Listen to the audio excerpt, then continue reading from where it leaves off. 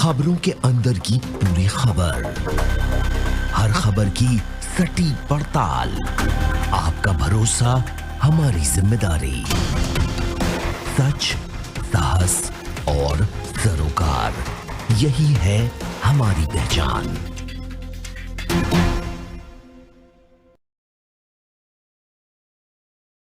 नमस्कार, स्वागत है आपका। आप देख रहे हैं प्राइम टीवी। करते हैं शुरुआत देश और दुनिया की तमाम खास खबरों के साथ। आज पूरे देश में मकर संक्रांति का त्योहार बड़े ही हर्षोल्लास के साथ मनाया जा रहा है। इसी क्रम में सीएम योगी गोरखपुर पहुंचे। यहां मंदिर में पहुंचकर उन्होंने गोरक्षनाथ बाबा को खिचड़ी चढ़ाई और आशीर्वाद लिया। मौके पर सैकड़ों की संख्या में उमड़ी श्रद्धालुओं की भीड़। इसी के बाद से खिचड़ी चढ़ाने का सिलसिला अब 1 महीने तक चलेगा, जिसमें दूर दराज से लोग मंदिर में खिचड़ी चढ़ाने के लिए आते रहेंगे। उत्तर भारत में मकर संक्रांति का त्योहार बड़े ही धूमधाम से मनाया जा रहा है। इस दिन बाजारों में काफी चहल पहल देखने को मिली। इस अवसर पर संत कबीर नगर में धनघटा क्षेत्र के एक निजी कॉलेज में सहभोग कार्यक्रम का आयोजन किया गया, जिसमें प्रदेश मंत्री श्रीराम चौहान बतौर मुख्य अतिथि कार्यक्रम में सम्मिलित हुए। इस मौके पर क्षेत्र के तमाम गणमान्य भी मौजूद रहे। लखनऊ के पहले पुलिस कमिश्नर बनकर इतिहास रचने वाले सुजीत पांडे ने कार्यक्रम संभाल लिया है। इस मौके पर उन्होंने कहा कि बेहतर स्मार्ट पुलिसिंग की सेवाएं देना हमारी प्राथमिकता है। यूपी 112, यूपी कॉल ऐप जैसी जन सुविधाओं को और बेहतर करने के प्रयास किए जाएंगे। आगे उन्होंने कहा कि महिलाओं से संबंधित अपराधों पर भी पुलिस टीम और अधिक संवेदनशील होगी। साथ ही अपराधियों पर कठोर से कठोर कार्रवाई की जाएगी। देश भर में केंद्र सरकार द्वारा लाए गए सीएए और एनआरसी को लेकर पिछले कई दिनों से किसी जगह विरोध प्रदर्शन हो रहे हैं तो किसी जगह समर्थन रैलियां निकाली जा रही है। इसी कड़ी में गोरखपुर विधानसभा क्षेत्र से बीजेपी विधायक डॉक्टर राधा मोहन दास अग्रवाल ने इस कानून के समर्थन में एक कार्यक्रम का आयोजन किया, जहां उन्होंने लोगों को आश्वासन दिलाते हुए कहा कि ये नागरिकता छीनने का नहीं बल्कि नागरिकता देने का कानून है। साथ ही इसके उन्होंने कहा कि अगर किसी को भी इस कानून की वजह से देश से निकाला जाता है तो वो विधानसभा की सदस्यता से अपना इस्तीफा दे देंगी। चित्रकूट में अपराधियों के हौसले बुलंद हैं। लगातार हत्या और लूट की कई वारदातें सामने आ रही हैं। ताजा मामला भरतकूप थाना क्षेत्र के पास का है, जहां समाजवादी पार्टी के पूर्व ब्लॉक प्रमुख अपनी पत्नी के साथ कई दिनों से लापता है। शिकायत के आधार पर पुलिस सर्च ऑपरेशन चला रही है। इसी के तहत पुलिस को तफ्तीश के दौरान पूर्व ब्लॉक प्रमुख की गाड़ी लावारिस हालत में बंदे के पास से मिली है, जिसके आधार पर अब पुलिस बंदे में आसपास इलाके में छानबीन कर रही है। साथ ही इस मामले में पुलिस ने हत्या की आशंका जताई है। गोरखपुर में प्रदेश महामंत्री और क्षेत्र के प्रभारी पंकज सिंह ने सीए के पक्ष में होने वाली रैली की तैयारियों का जायजा लिया। इस मौके पर पंकज सिंह ने पार्टी कार्यालय में कार्यकर्ताओं के साथ बैठक की और कहा कि सीए पर भ्रम फैलाने की विपक्ष की कोशिश नाकाम हो चुकी है। आंदोलन के नाम पर हिंसा और दंगे फैलाने की कोशिश को जनता ने नकार दिया है। साथ ही उन्होंने दावा किया है कि गोरखपुर में होने वाली रैली ऐतिहासिक होगी।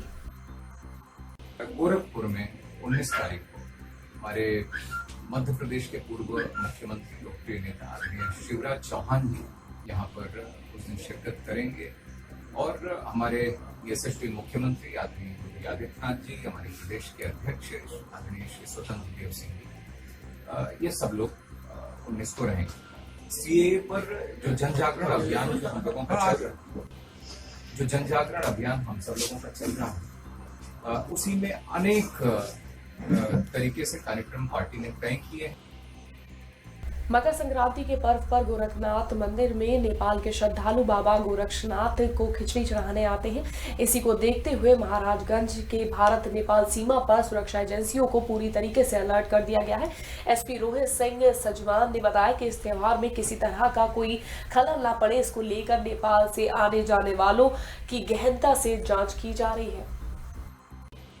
जैसे कि आप जानते हैं कि मकर संक्रांति का जो पर्व है वो आने वाला है और इसी परिप्रेक्ष्य में जो भारत नेपाल सीमा जो हमारे जनपद की लगती है, लगभग 83 किलोमीटर की सीमा है, जिसमें 2 जनपद नेपाल के लगते हैं और काफ़ी जो श्रद्धालु हैं वो नेपाल से भी भारत के तरफ आते हैं, जहाँ पे गोरखपुर की तरफ भी जाते हैं। साथ ही साथ हमारे जनपद में जो स्थित मंदिर है वहाँ पर भी दर्शन के लिए आते हैं।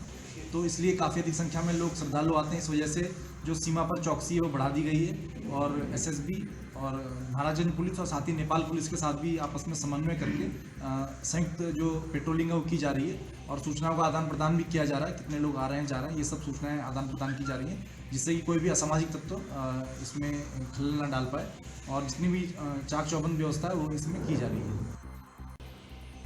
जहां एक और प्रदेश सरकार के द्वारा सर्व शिक्षा अभियान के तहत छात्रों को पढ़ाई के प्रति जागरूक किया जा रहा है, वहीं दूसरी तरफ अलीगढ़ में मिशन शिक्षण संवाद संगठन कई तरह के कार्यक्रम चलाकर स्कूली बच्चों के प्रतिभाओं को उभारने का काम कर रही है, जिसके तहत सरकारी स्कूल में पढ़ने वाले बच्चों की प्रतिभा को कई शहरों तक पहुंचाया जा रहा है। इसी क्रम में इगलास थाना क्षेत्र में लगभग 40 सरकारी स्कूलों के बच्चों ने प्रदर्शनी लगाई। बच्चों ने स्टॉल के माध्यम से अपनी प्रतिभा को दिखाया, तो वहीं बीएसए ने इस प्रदर्शनी में सभी बच्चों की जमकर तारीफ की। कुछ ऐसे टीचर जिन्होंने अपने विद्यालयों में नए इनोवेशन कर रखे हैं, उन्मेष कर रखा है, उन्होंने अपनी स्टॉल लगा रखी है और यहाँ देख करके मुझे बहुत अच्छा लग रहा है कि हमारे टीचर्स इस तरह से सोचते हैं और इतना अच्छा कार्य अपने अपने स्तर पर कर रहे हैं। और मैं ये चाहता हूँ कि मिशन शिक्षण संवाद, जब मैं सोचता था कि जो अलग अलग काम हो रहे हैं उनको एक प्लेटफॉर्म मिलना चाहिए, तो आज मैं यही बताऊँगा इन लोगों को कि आप इसी को एक ऐसे प्लेटफॉर्म के रूप में डेवलप कर दो कि जिससे सबका जो कार्य है अलग अलग जो बिखरा हुआ है वो एक जगह पर आकर के और फिर पूरे जिले और पूरे प्रदेश के कार्य के रूप में दिखेगा और निश्चित रूप से उससे और लोग प्रेरित होंगे, प्रेरणा लेंगे और हमारी शिक्षा व्यवस्था में, बुनियादी शिक्षा में जरूर सुधार आएगा। गोरखपुर महोत्सव के समापन समारोह में सीएम योगी पहुंचे। यहां उन्होंने कहा कि गोरखपुर महोत्सव एक ऐसा व्यापार मेला बना है जहां देश की व्यापारिक गतिविधि देखने को मिली। स्वच्छता को लेकर सीएम योगी ने कहा कि सुरक्षा और सफाई सामूहिक जिम्मेदारी है और इसी तरह से लोग अगर अपने क्षेत्र का ध्यान रखेंगे तो शहर स्वच्छता के मामले में नंबर 1 बन सकता है। न उम्र की सीमा हो, न जन्मों का बंधन, जब प्यार करे कोई तो देख केवल मन, नई रीत चलाकर तुम ये रीत अमर कर दो।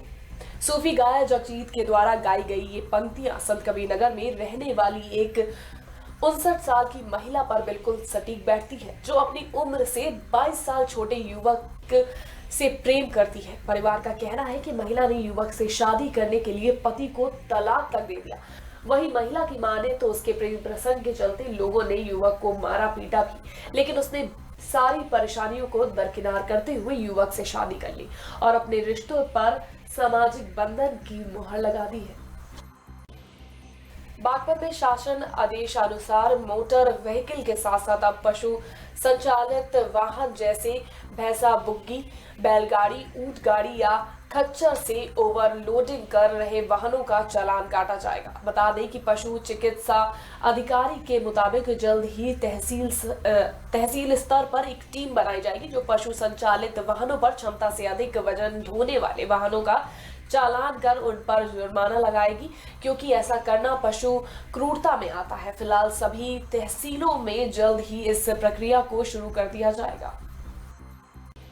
मतलब इसमें इस जियो में जो शासन का जियो है, मतलब शासन देश है, इसमें जो है जो मतलब है कि अगर अक्षमता मतलब पशुओं के सारे के उसकी अक्षमता अगर हो जा उस पर करेंगे, ओवरलोडिंग करेंगे तो उनके खिलाफ जो है कार्रवाई है, उनका चालान किया जाएगा और इसके लिए जो है सभी को जागरूक किया जा रहा है।